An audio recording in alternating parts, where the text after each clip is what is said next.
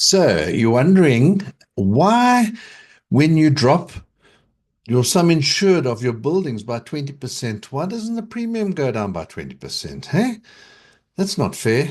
Let me explain. Okay, so first of all, I'm going to use an example. It's probably the best way of doing this.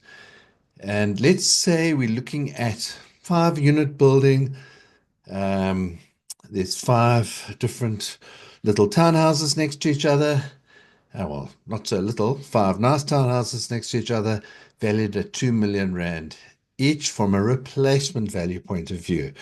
It's escalated to that value and it's 10 million rand. So we've got a 10 million rand sum insured and we've got 8,000 rand per annum premium. Divide that by 12, 667 rand per month. Okay, that would be a fair sort of rate for that. So 8,000 per annum premium for a 10 million rand building. Just rough. Okay, very rough.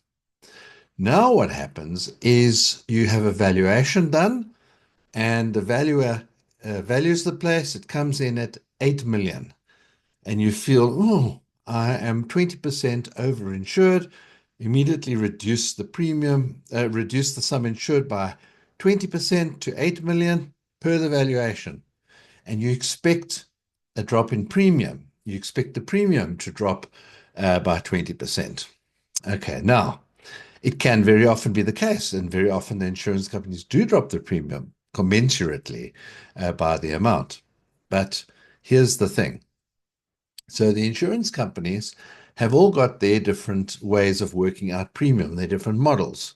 For example, some of them have got geysers built in, some of them got other things built in, and so you're still paying the same premium on those items, notwithstanding the fact that the sum dropped. So that's one reason.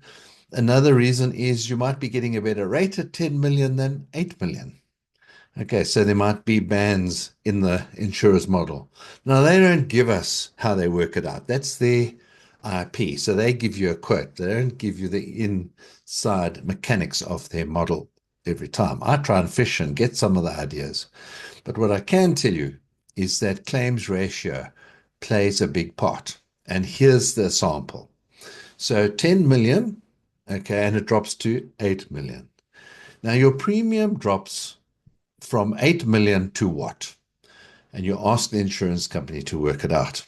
And they give you a different rate. And now you're wondering why. I'm going to work on a scenario. Okay. And I'm going to urge you to watch our video on claims ratio. In fact, this will be the third sort of follow on, but the first one on claims ratio, part one, claims ratio, part one.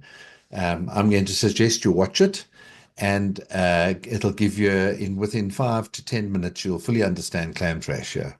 But in a nutshell, claims ratio is the number of claims per annum. I'm talking about the annual claims ratio, not even a 3-year rolling period. But in 1 year, if your claims ratio is 50%, that means that out of that 8,000 Rand per annum premium, your claims were 4,000 Rand. Okay, now you can see on an 8,000 Rand premium, it's very easy to get to a 50% claims ratio of 4,000 Rand. Okay, so what does that mean? It means your claims ratio is sitting at 50% now on an 8,000 per annum premium. Now, if you actually reduce the sum insured, the insurer is going to say, well, if I reduce the premium commensurately, the claims ratio is actually going to shoot up. In fact, if I drop the premium down by 20%, that would be 6,400 Rand per annum. I'm going to now sit with a 63% claims ratio because the claims history doesn't change. Okay, that remains. So effectively, the claims ratio.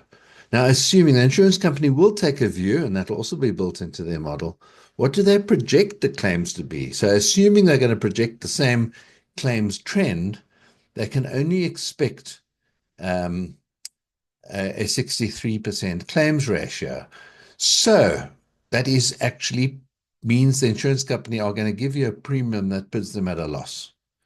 So what they need to do is they need to say, what's the maximum claims ratio we will be satisfied with under the scenario? So they do a little bit of maths, and you'll see if a 4,000 Rand claims history for the year, okay, equals 55%, what must the premium be? Okay, and my calculation here is that it would be 7,273. Okay, so if I'm the underwriter, I would not give a premium of less than 7,273, because that would mean at 55% claims ratio, which is almost break even, if not break even, I can give a 9% discount on the premium. So instead of getting a 20% reduction, I'm going to get a 9%. Okay, are you with me? There are circumstances. If you're sitting on 100% claims ratio, the insurance company might not want to give you any discount, in which case you might as well not drop the sum insured and just stay over insured. Okay, so the point is twofold. One, expectation shouldn't be that you're definitely going to get a commensurate discount if you drop. And secondly, it also means that you should get a quote first before you just tell them to drop it, because what's the point of dropping the sum insured if the premium's not going to come down?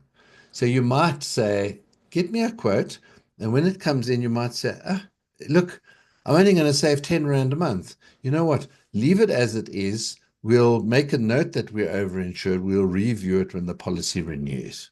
Okay, that's probably the better way of attending to or taking a view on a sum insured reduction. Okay, so that's point one. But point two, well, point B, I should say, is bear in mind the converse also occurs.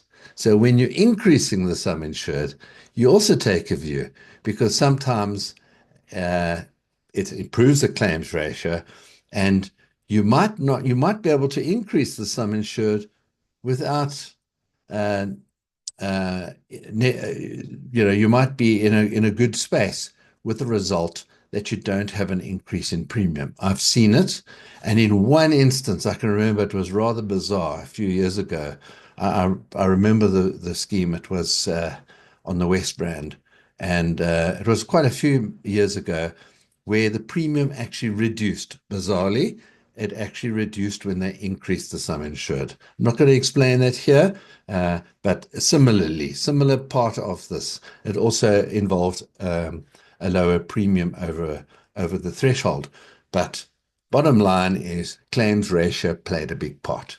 Okay, so always remember two factors, sum insured and claims ratio. They're the two big factors. See you again. Don't forget, like, share, and of course, subscribe to our YouTube channel. See you again. Thank you for watching.